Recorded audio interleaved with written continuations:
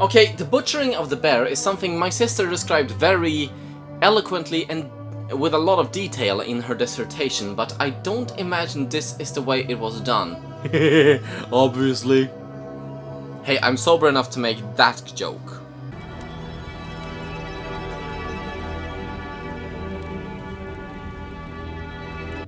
Ah, they Star Wars episode freed him! I think.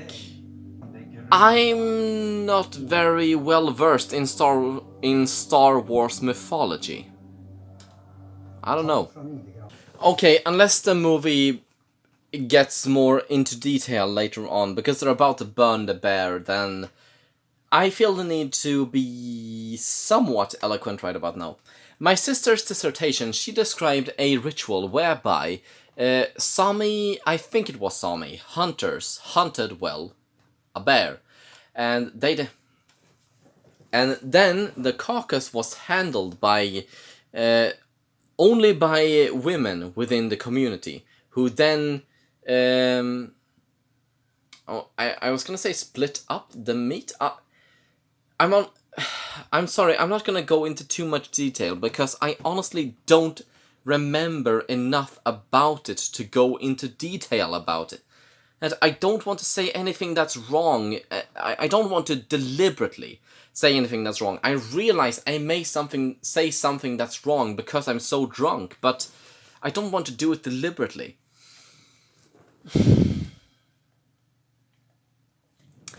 My sister's dissertation described a ritual whereby a bear was hunted by Sami hunters, and then the corpse was handled by women within the community.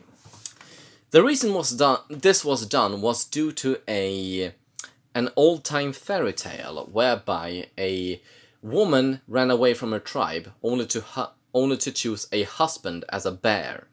Only to choose a bear as a husband is what I'm trying to say. And then the bear was hunted down by the members of the community so that she, and rather than let them know that he owned her, he sacrificed himself for her. And whereby, having tasted a little bit of his power, she returned to the tribe. Or I think that's the way it was put by my sister. I'm sorry if I misinterpret it in any way. I'm sorry if I probably am misremembering it in some way. But the point I want to make is the bear was a symbol not of masculinity per se, but of power, whereby only the women were deemed fit to handle that power. It was a dissertation reassessing the role of women within the Sami community, as had been corrupted by Christian scholars who pretended to know what the Sami community was about, even though they didn't have any understanding of it aside from the more masochistic, that's the wrong word, more masculine, I can't think of a better word, a more masculine approach to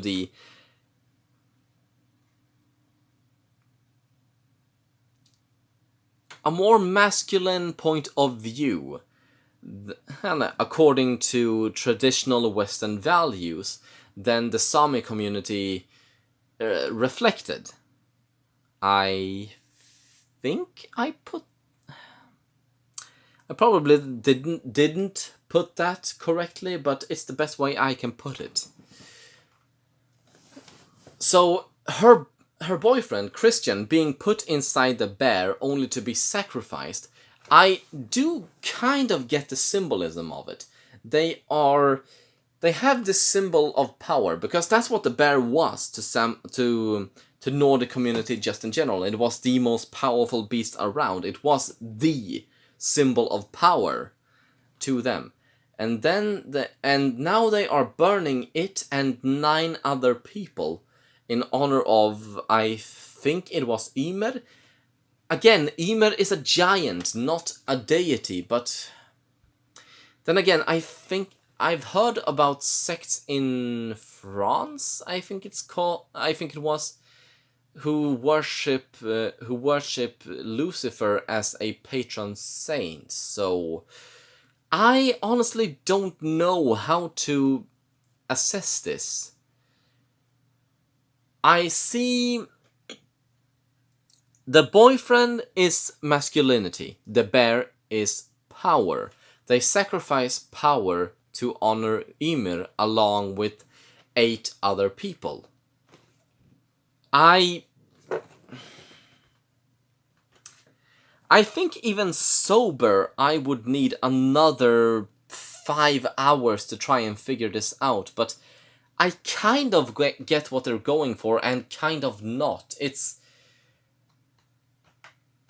an interesting position to be in, because I am failing at it miserably, and this movie deserves so much more than my drunk self. Fuck! Hey, you're not allowed to look miserable. You just killed your boyfriend for cheating on you. By horror movie logic, you should be ecstatic. What are you looking at?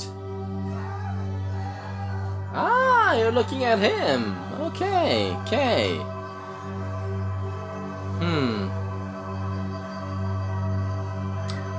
I'm not sure what to make of any of this yet. Okay, everyone is freaking out. Am I supposed to be concerned? Happy? What are they going for? I mean, the community. What is the community going for? Huh.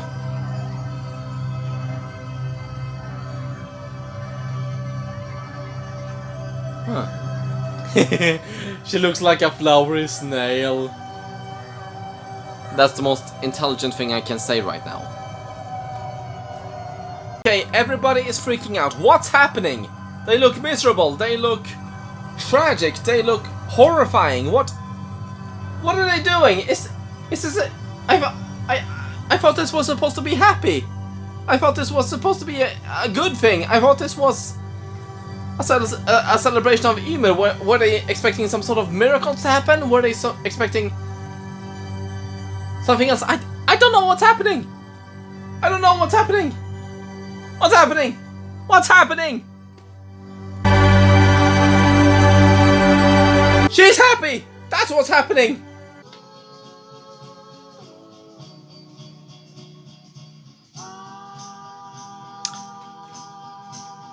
Right. Okay.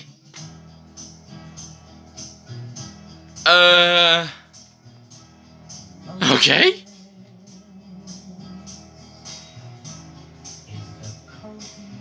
Hey. You cannot make a movie like this and have the credit song be in English. You can't do that. I demand Thåström. I demand him.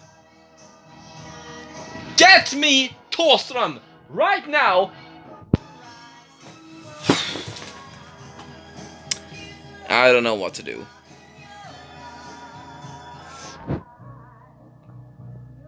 I have more than a few Thåström records. I have Imperiet. I have... No, I don't have Ebba Grön. But I have his solo career. What I'm getting at is... I have Thåström CDs, but I can't include audio because it's copyright reasons.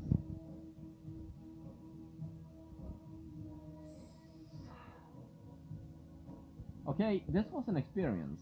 It most definitely was. So what did I think of it? Well...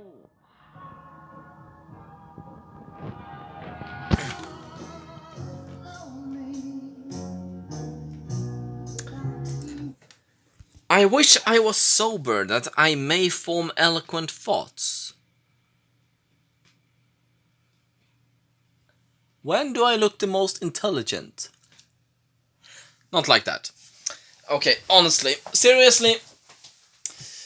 Okay.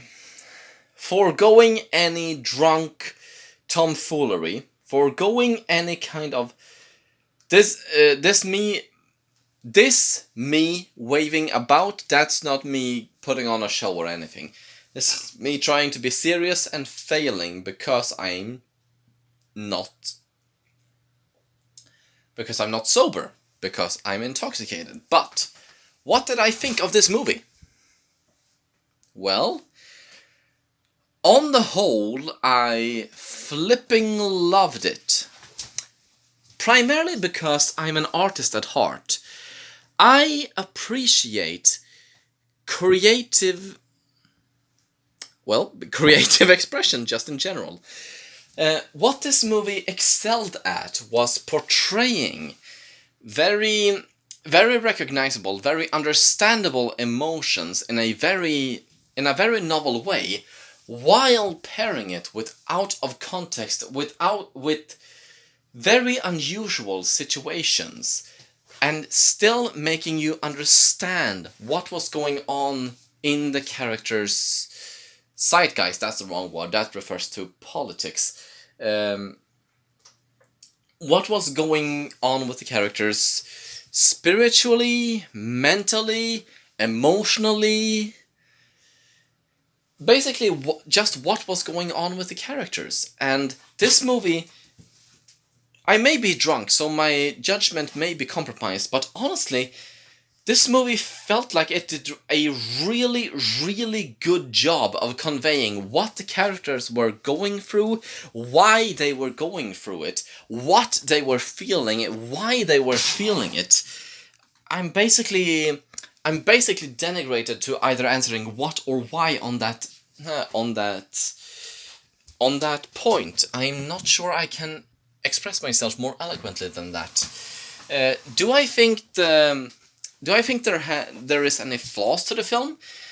Well, yes. I don't think it was as clever as it has been made out to be. I mean, yes. I definitely think this is more... I think this is more expressive than something like Halloween or Nightmare on Elm Street or...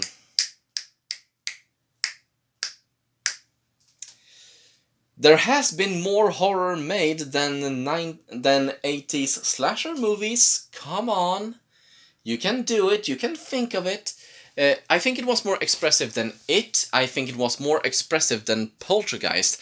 I think it was more expressive than... Actually, yes, I think it was more expressive than The Babadook, a movie that I absolutely love. That I absolutely love. I think I got that right. I absolutely love The Babadook. And I think this was more expressive than that. But do I think it was more profound than any of these movies? Well, yes and no. Like I said, I think it did a much better job of expressing the characters' emotions and making you understand what they were going through than any other of those movies. But I don't think it was particularly profound emotions. I don't think like they were going through something that you couldn't... I was gonna say empathize. Is that the right word? I'm not sure. That they were going through something you could understand without very much difficulty. It was expressed fantastically. I especially love this one scene where... I'm sorry, I genuinely don't know her name. Where the girl realized her boyfriend was cheating on her because of the cult, obviously. And then again, their relationship was on the rocks, so he probably would have cheated on her anyways, but the drugs certainly helped. What I was gonna say was, she realized what he was doing, She saw him doing it, and then there was this scene where all the girls shared her pain by breathing in conjunction with her, by breathing her rhythm, by breathing the way she did, and sharing her sorrow, sharing her pain. And this was the first time in this movie that you got the feeling like anyone had done anything like that. She had lost her family, and her boyfriend was borderline apathetic to her misery, especially partly because of his friends. That this was the first time she had felt any sense of community, of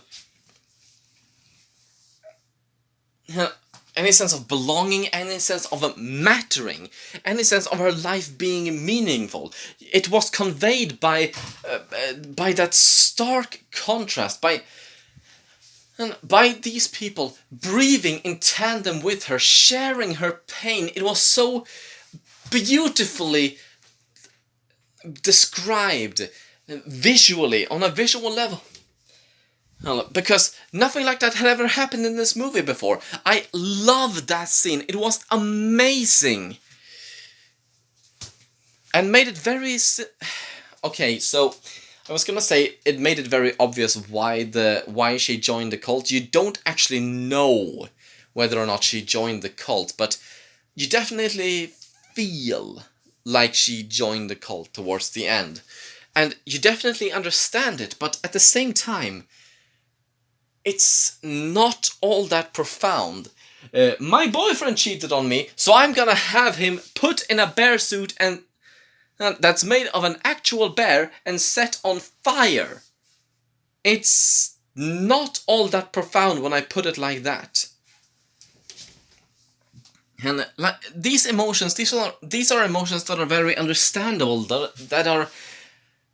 These are emotions that are very understandable and very relatable and very common, dare I say. It's not something unique. It's not something that you haven't seen somewhere else before, only told more poorly. And I mean, what does happen in this movie? These people, they realize, I was gonna say early, that's the wrong word, but an hour into the film, an hour into this 2.5 hour film, they realize they are in a very dangerous cult. And instead of calling the police or running away, they simply stay because they're conveniently horror movie stupid. And the only characters that do leave, well, they imply they're being baked into pies, but nobody knows for sure. Actually, Simon, I think his name was, he did show up in the chicken coop later on, having been given a blood eagle. Connie, they don't... I thought Simon had been turned into a pie. Into pies. But he wasn't, so... meh. And then Connie, I'm not sure, was she among the bodies that were sacrificed? I feel like I should have paid more attention than I have been.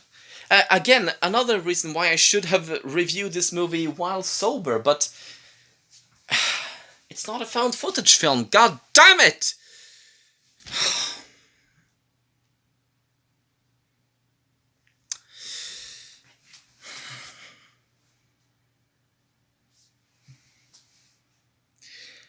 I feel like I have been hammering on the same point for 5 minutes, so let's see if I can put this eloquently and in a much more concise manner. Artistically, specifically visually, and to an extent on a Foley level, this movie does a fantastic job of conveying everything the characters feels in a way that hasn't been done before. I haven't seen I haven't seen these specific symbols and specific implications done in any other movie before. But at the same time, they're not very unique and they're not very profound. In fact, if this had been made by a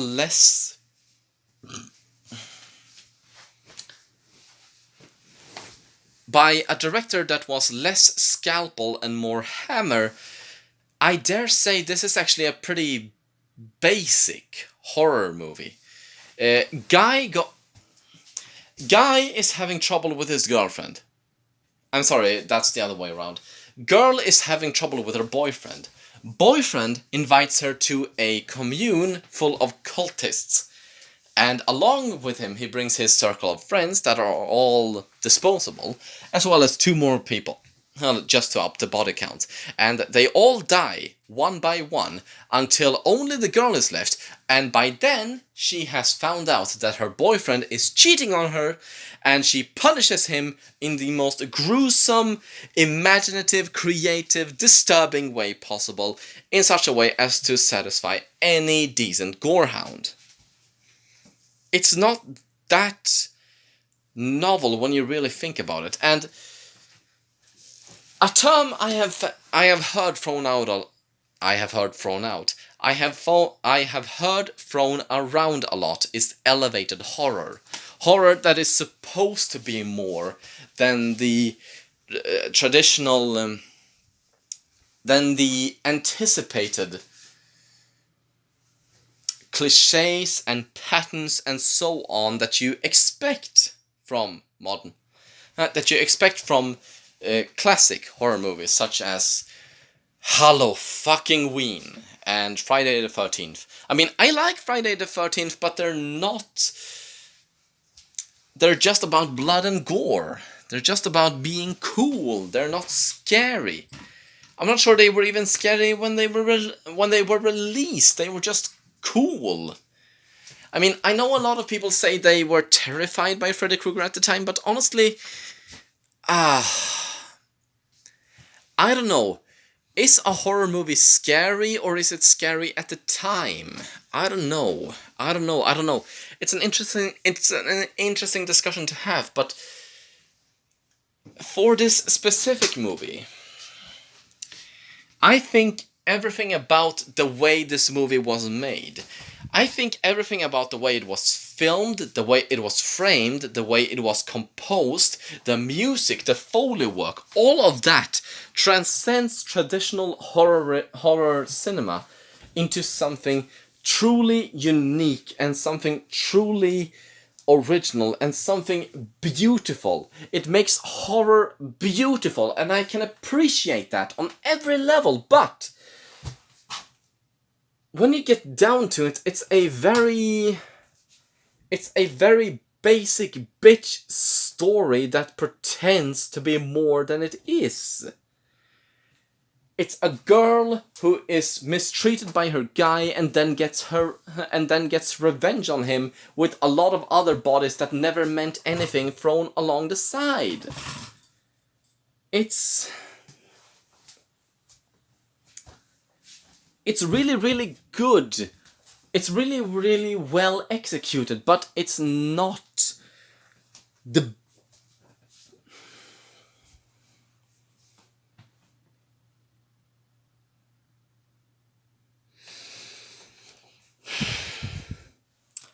It's not the messiah of horror that some people have claimed that it is. And thus leads me to a very, I imagine, controversial opinion. But considering how many people hate this movie and how many people love this movie, no matter what I say, it's going to be controversial. So, to get to the point,